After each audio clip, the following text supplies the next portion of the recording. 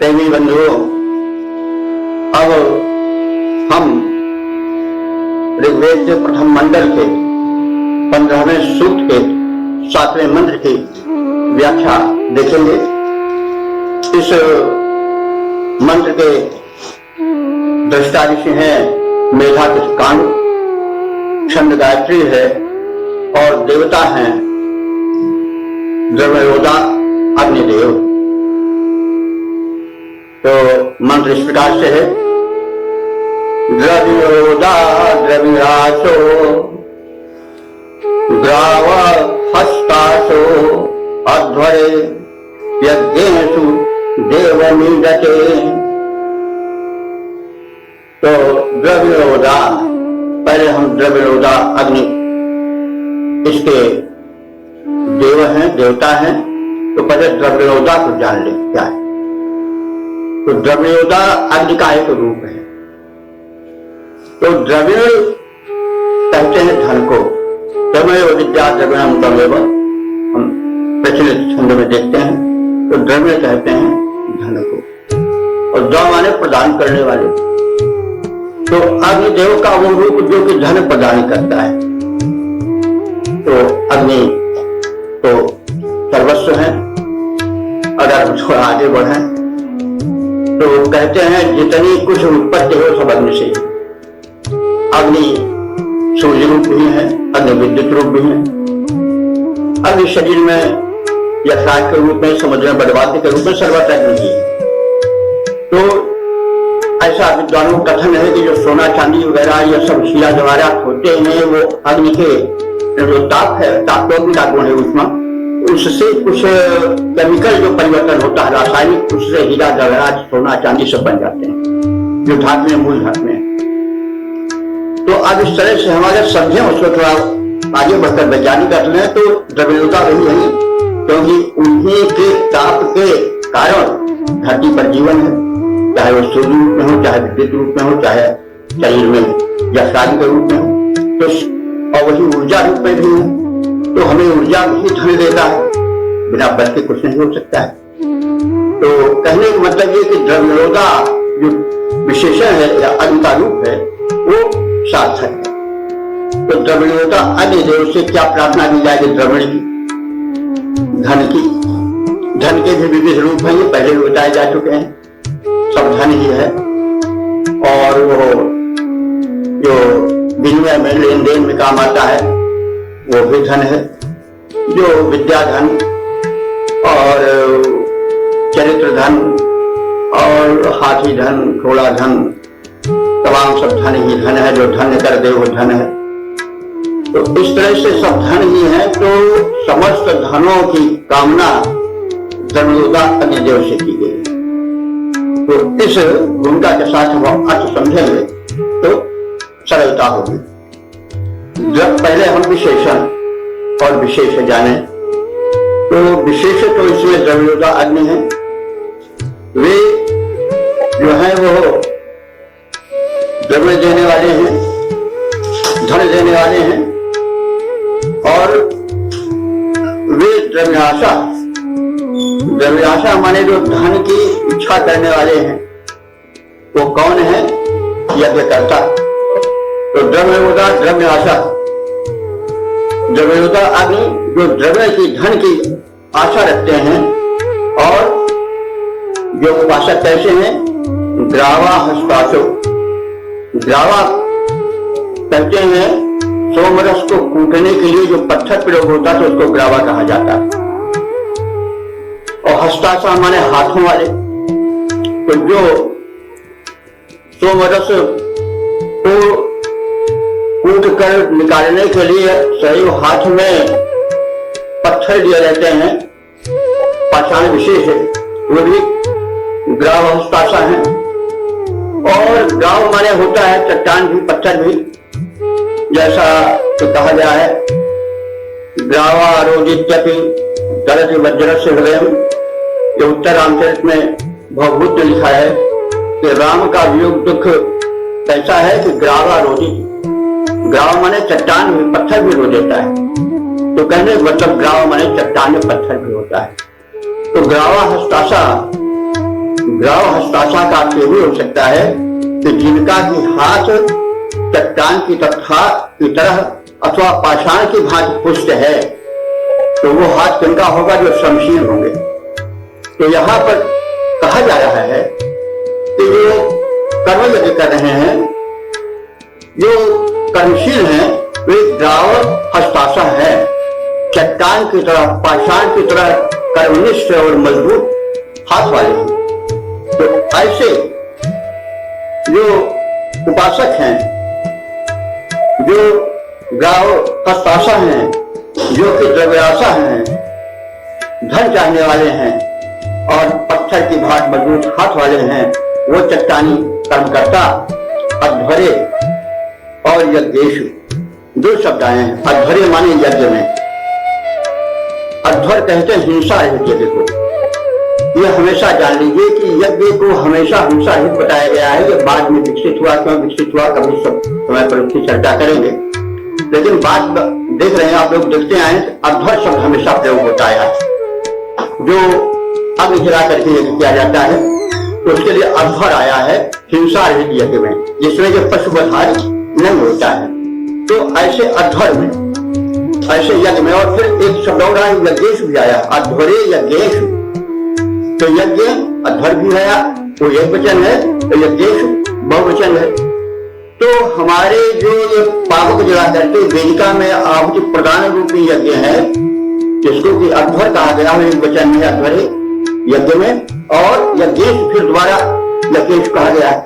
ये दो शब्द आए हैं। इसका मतलब हुआ कि हम जो कर्म यज्ञ करते हैं, तो कर्म यज्ञ तो अनंत है, जैसा कहा जाता रहा है कि जो कर्म है जिसको हम लोगों कार्य दृष्टि करते हैं, और जो शुभ कर्म है वो सब यज्ञ हैं। यज्ञ श्रेष्ठ तमम कर्म, ये जो वेद में कहा गया है। तो इसलिए कर्म तो अनंत है, इसलिए उसमें बहुवचन का प्रयोग हुआ यज्ञेश। और अध्वर तो प्राय बार यज्ञ होती है, उसमें आहुति डाली जाती है। तो हमारे अध्वर में भी हिंसा है, यज्ञ में भी, और यज्ञेश माने जो हम कर्म क्षेत्र में तमाम कर्म यज्ञ करते हैं, उसमें भी देवम युजते, हम इन देव अग्नि की युजते माने स्तुति करते हैं। तो हे द्रव्योदा, द्रव्य धन देने वाले अग्निदेव, हम उपासक गण, आप देव दाता अग्नि की उपासना करते हैं। तो आप द्रव्योदा हैं, लेकिन हम जो उपासक गण हैं वो शिथिल नहीं है, बल्कि ग्राव हस्ताशो, चट्टानी हाथों वाले, कर्मशील। ये हमेशा ध्यान रखिए कि वैदिक ऋषि कभी शिथिल होकर के मैं तो पंग हूं, मैं कुछ नहीं कर पाऊंगा, आप ही करो तो सब होगा, ये नहीं। वो सहायता मांगता है, लेकिन दीन बढ़ करके नहीं, हम तो कुछ कर ही नहीं सकते। वो हमेशा जितने विशेषण है आप ध्यान दीजिएगा, तो हमेशा कर्मनिष्ठ है। यहाँ भी ग्राव हस्ताशो, जैसे भी हमने कहा है, ग्राव शब्द जो है वो चट्टान के लिए या पाषाण के लिए प्रयुक्त होता है। और बुद्ध ने इसको उत्तरामचरित में प्रयोग किया है, हमने अभी बताया, अभी श्लोक पढ़ते थे। तो कहने का मतलब हम जो द्रव्याशा हैं, धन के इच्छुक यजमान हैं, वो कर्मनिष्ठ हैं, चट्टानी फौलादी हाथों वाले। तो आप हमारे यज्ञ में जो हिंसा रहित होता है उसमें, और जो हम यज्ञेश लोक में लोकोपकार हेतु यज्ञ कर्म करते हैं, उसमें भी आप हमारे सहायक हो, हम आपकी स्तुति करते हैं।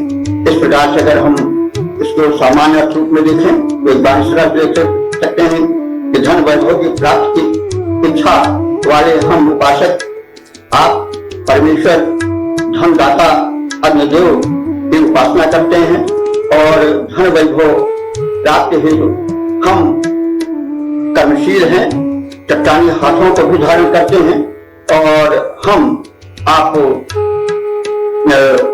जगलोदा अग्नि रूप परमात्मा से प्रार्थना करते हैं कि आप हमारे यज्ञों में और जो हमारा हिंसा शून्य यज्ञ है उसमें भी हमारी सदैव सहायता करें, और इस प्रकार से हम हर तरह से सफल बने, हर तरह से संपन्न बने, हर तरह से महान बने।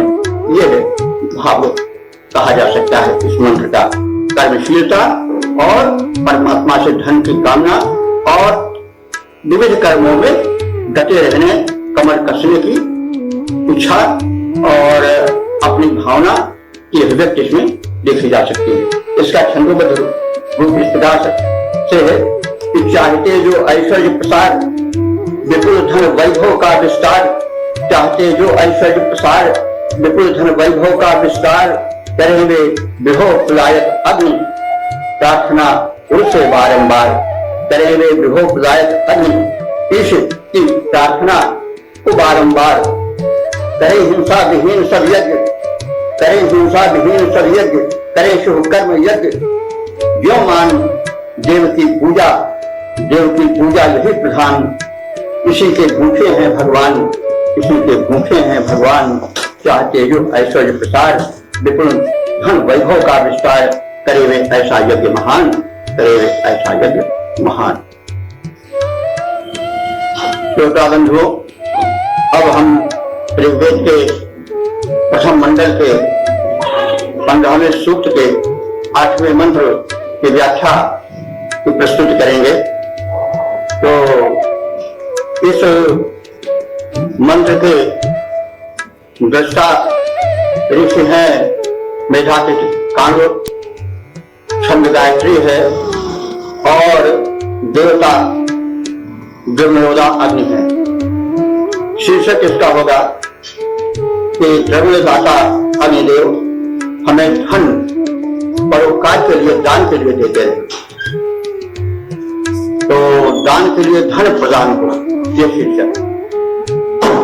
तो मंत्र इस प्रकार से है, द्रव्योदा ददातु नो वसून्यानि सर्वे देवेषु ता वनामहे। तो द्रव्योदा, द्रव्योदा द्रव्य यानी धन को देने वाले अग्नि रूप परमेश्वर, ददातु, ददातु माने दो, क्या दो? वसूनी, वसूनी माने धनों को, वसु शब्द धन वाची है और वसूनी उसका बहुवचन है, यानी धनों को दो। इसे नो ना, हम लोगों को, हम उपासकों को, हे द्रव्योदा देव आप धनों को दो। किन धनों को? यानी श्रव्य, जिन जिन धनों को हम सुन के आए हैं। पहले मतलब धन तो अनेक प्रकार के हैं, तो इसलिए उन सबका नाम तो एक साथ लिया नहीं जा सकता है। इसलिए ऋषि कह रहा है कि जिन जिन धनों को हम सुन के आए हैं उन सब धनों को हमें दो। हमारा धन जो है वो केवल एक ही तक न सीमित रहे, क्योंकि एक ही प्रकार का धन रहेगा तो फिर अभाव रहेगा। अगर हमने ये भौतिक धन है लेकिन विद्या धन नहीं है, ज्ञान धन नहीं है, तो भी कमी रहेगी, और आचरण धन नहीं है तो भी सब धन चला जाएगा। और अगर परिवार का धन न हो, हमारे और सब जन धन न रहे, तो धन किस काम का भुगते नहीं है। तो इसलिए जितने धनों को हम सुनते आए हैं, यानी वो विपुल हैं, उन सबको आप हमें प्रदान करो। तो द्रव्योदा ददातु नो वसून्, हे द्रव्योदा अग्निदेव परमात्मन हमें उन धनों को दो जो हम अब तक सुनते आए हैं। देवेश का वना में है, लेकिन देखिए फिर उदारता की भावना यह है कि देवेश, देवेश माने देवताओं में, दिव्य लोगों में, अथवा देव का अर्थ विद्वान भी होता है। जो विद्वान लोग हैं उनमें ता माने उन धनों को हम बनाए, महे माने वितरित करें, प्रदान करते रहें, अर्पण करते रहें। तो इस प्रकार से हम इसका अर्थ इस प्रकार से कह सकते हैं कि हे दाता परमेश्वर, हे धनदायक परमात्मन, हे द्रव्योदाय देव, आप हमें उन समस्त धनों को दो जिनको भी हम सुनते आए हैं, ताकि हमारे हृदय में मन के अभाव जन्य कुंठा का विस्तार न हो सके। हम शुद्ध बने रहें। और आप जो है उस धन को हमें इसलिए दे कि हम उन धनों को देवेश दिव्य शक्तियों में अथवा देवेश विद्वानों में वितरित करते हैं, वना में है वितरित करते हैं। तो धन इसलिए न दो कि हम उसका उपभोग ही करें, मात्र अपने ही स्वार्थ में उसको समेटे पड़े रहें, बल्कि हमें इसलिए दो कि हम उसको सत्पात्रों में, विद्वानों में, महात्माओं में और दिव्य शक्तियों में, जैसे दिव्य शक्तियां जो हैं, अग्नि है, पवन है, जल है, तो वो सब आ गए उनके सुधार के लिए। उनकी सेवा में यही होगा कि हम यज्ञ कर्म करें, हवन कर्म करें, ताकि वायु शुद्ध हो। तो इस प्रकार से जो है उन देवताओं को प्रदान करना ही हुआ, दिव्य शक्ति को प्रदान करना हुआ। तो इस प्रकार से हम इसकी व्याख्या विस्तार करके भी कर सकते हैं कि हमें धन दो और व्यापक रूप से धन दो। जितने धन हम सुनते आए हैं उन सब धनों को दो, लेकिन उन धनों को केवल इसलिए न दो कि हम उसको आत्महित ही में उपभोग करें, बल्कि हम देवों में उसको वितरित करें। धन हमें दान के लिए दो, क्योंकि धन की शोभा दान में ही होती है। धन न सुवर्थ प्रथम गति जाति। तुलसीदास जी ने कहा है कि धन वही धन्य है जिसकी गति प्रथम हो। धन की 3 गतियां होती हैं, एक उपभोग, दूसरा जो है वो दान, और तीसरा होता है विनाश। तो धन की प्रथम गति है दान, दूसरी गति है उपभोग, और तीसरी गति विनाश। न खा रहे हैं न खाने दे रहे हैं, गाड़ के रखे हुए। तो धन की अधम गति, तो इसलिए धन की प्रथम गति जो उत्तम गति है वो है दान। धन अर्थ प्रथम गति जाती। तो इस तरह से प्रार्थना की गई है आदि प्रदाता उस देव से जो कि द्रव्योदय है, और उससे पर्याप्त धन की जितनी कोटियां हैं उन सब की कामना की गई है, ताकि हृदय में कुंठा न पड़ सके कि हमारे पास यह धन नहीं है, इसका अभाव है। तो हमें व्यापक रूप से वो दाता देता है, लेकिन इसलिए नहीं दे कि हम केवल आत्मिक में उसका उपभोग करें अथवा उसको बैलेंस पर बना करके जमा किए रहें, बल्कि हम व्यापक रूप से उसका दान करते रहें और धन को प्रथम गति प्रदान करें। इसलिए हमें भगवान धन दें। तो इस प्रकार से लोकोपकार की कामना और धन दोनों का साथ साथ इस मंत्र में संदेश दिया गया है। तो इसका हम इस प्रकार से छंदोबद्ध रूप दे सकते हैं कि दाता जो इतना धन जितना कुछ हम सब सुनते आए, दाता जो इतना धन जितना कुछ हम सब सुनते आए, कमी न हो पाने में जिससे मन अतृप्त लड़ जाए, जिससे मन अतृप्त लड़ जाए। कुंठा पड़ न सके अभाव की, कुंठा पड़ न सके अभाव की, तृप्त स्वतः आ जाए। दाता इसके साथ बुद्धि वह देना, दाता इसके साथ बुद्धि वह देना जो मुझ में आए। वो बुद्धि कैसी हो कि देव कार्य में सारा का सारा धन लगता जाए, देव कार्य में सारा का सारा धन लगता जाए। धन का रचनात्मक प्रयोग हो और धन पर्याप्त मात्रा में हो। यह सूक्ष्म संदेश, संक्षिप्त संदेश इस मंत्र का है जो त्रिकालदर्शी ऋषि द्वारा प्रदत्त है। वेद प्रेमियों, तुझे श्रोताओं, संप्रति हम ऋग्वेद के प्रथम मंडल के 15वें सूक्त के 9वें मंत्र की व्याख्या प्रस्तुत करेंगे। इस सूक्त के और मंत्र के दृष्टा इस मेधातिथि के कारण है, छंद गायत्री है और देवता जो है द्रव्योदा, धनदाता, अग्नि आदि देव। तो शीर्षक इसका है कि उपासक शुभ कर्म यज्ञ में आहुति डालें अर्थात हाथ बटाए। मंत्र इस प्रकार से है। द्रव्योदाह कुटिशति जुहोतु प्रतिष्ठत नैष्टादृतभविष्यत। द्रव्योदाह द्रव्य धन को कहते हैं। दाह देने वाले। तो द्रव्योदा एक वचन है, द्रव्योदाह माने धन वैभव देने वाले अग्नि आदि देवता। कैसे हैं वे, क्या चाहते हैं वे? निष्ठात कहते हैं देव शिल्पी स्पष्टा। देव शिल्पी स्पष्टा के हाथों द्वारा बनाए हुए इस तुम्हारे शरीर रूपी पात्र से विपीषक पीने की इच्छा करते हैं। क्या पीने की इच्छा करते हैं? भक्ति भरे शुभ भाव और कर्मों के उदाहरण के सोमरस को। तो अब तुम क्या करो? इष्यत उस स्थल पर जहां कर्म यज्ञ संपन्न हो रहा है जाओ और क्या करो? जो होत उसमें आहुति डालो अर्थात हाथ बटाओ और फिर क्या करो? वही टिके न रह जाओ, आकर के अपने वास स्थान पर रुको।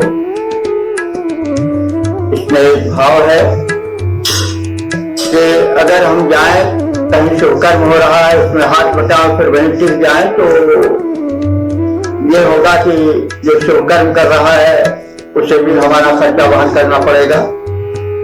तो आज से यह निकलता है कि हम शुभ कर्म में जाएं, कर्म करें और हाथ बटाएं जहां शुभ कर्म हो रहा हो, लेकिन वहां कार्य पूर्ण हो जाने के बाद पूरा अपने वासस्थान पर चले आए। तो यह संदेश है कि हे धन वैभव देने वाले अग्नि आदि देवताओं, तुम जो शरीर का रचनाकार है, देव शिल्पी है, जिसको निष्ठा कहा गया है, जिसे रचनाकार कहा गया है, दृष्टा कहा गया है, वह तुम्हारे दिव्य शरीर को बनाने वाला है। वही एक पात्र है जिसके द्वारा जो देवता है वो सोम पीना चाहते हैं। सोम माने कर्तव्य के, भक्ति रस के आनंद को। तो इस प्रकार से निष्ठा द्वारा निर्मित, इसके कहने का क्या तात्पर्य है कि देखो भाई, इस शरीर रूपी प्याले को या पात्र को जिससे हम शुभ कर्म करते हैं और देवताओं को भक्ति रस पिलाते हैं, वही सोमरस है। तो बड़ा दिव्य है और बड़ा विचित्र है। देखिए मांस का खंड है, उसमें एक नेत्र है, उसी में देखने की शक्ति आ जाती है। उसी मांस खंड में कर्ण है, सुनने की शक्ति आ जाती है। वही मांस खंड है, जिह्वा उसमें स्वाद की शक्ति आती है। सारे शरीर में स्पर्श की भावना आ जाती है। तो और जितना शरीर है वो बड़ा दिव्य है, बड़ा संवेदनशील है और एक ही धात से बना है, क्या? मांस से। तो इसलिए इसका निर्माता जो है वो विशेष करके देव शिल्पी ही हो सकता है। इसलिए यहाँ पर एक शब्द देव शिल्पी डाला गया है, त्वष्टा। तो त्वष्टा ने तुम्हारे इस शरीर रूपी पात्र को भक्ति भाव रूपी सोमरस पिलाने के योग्य बनाया है और इसके द्वारा तुम जो तुम्हें देते हैं देव अग्नि आदि धन वैभव, उनके कृतज्ञ बनके उन्हें भक्ति भाव रस रूपी सोमरस पिलाओ। और यही नहीं, उनके हित तक नहीं कार्य करो बस पिला के लौटाओ, बल्कि सामाजिक कार्यों में भाग लो। वही शुभ कर्म यज्ञ। यज्ञ चारों ओर हो रहा है, प्रकृति भी कर रही है, मनुष्य भी कर रहा है। तो शुभ कर्म करने हेतु शुभ यज्ञस्थली पर, कर्मस्थली पर पहुंचो और वहां हाथ बटाओ, आहुति डालो का हुआ कि हाथ बटाओ, उसमें सम्मिलित हो। लेकिन वहां इज्जत जाओ तो, लेकिन फिर हब डालने के बाद, उसमें हाथ बटाने के बाद वहीं टिके न रह जाओ कि भार बन जाओ, पुनः लौट आओ। कहां लौट आओ? अपने वासस्थान पर। तो समाज के लिए आप भार न बनो, सामाजिक कार्यों में अधिकाधिक हाथ बटाओ। यह संदेश इस मंत्र का है। और दिव्य शक्तियों को अपने भक्ति भाव, कर्तव्य रूपी स्तोम रस का पान कराओ, यह आशय है। तो और इसके हम संतबद्ध रूप को देखें। धन धान्य प्रदायक देव वृंद सद्भावों का सदग्राही है। धन धान्य प्रदायक देव वृंद सद्भावों का सदग्राही है। ऋतु के अनुसार खान पान करने का वह उत्साही है। उस दिव्य देव शिल्पी निर्मित यह काया पात्र तुम्हारा है। शुच सौम्य भाव का सोम भरे, जो शेष समेटे सारा है। जो सुकृति साधु उदार पुरुष सत्कर्म यज्ञ करते रहते, आवाहन देव शक्तियों का कर कर्म भूमि भरते रहते। मानव उपासको, तुम्हें सत्कर्मों के शुभ यज्ञ स्थल पर जाना है। अपने श्रम की आहुति देकर निज जीवन सफल बनाना है। निज जीवन सफल बनाना है। पश्चात करो गृहगमन, पश्चात करो गृहगमन। सुनो, यह परम श्रेय सबका ही है। धन धान्य प्रदायक देव वृंद सद्भावों का सदग्राही है। ऋतु के अनुकूल खान पान करने का वह उत्साही है। तो इस प्रकार से हमने इस मंत्र को संपूर्णतया देख लिया। अब आगे के मंत्र श्रवण करें।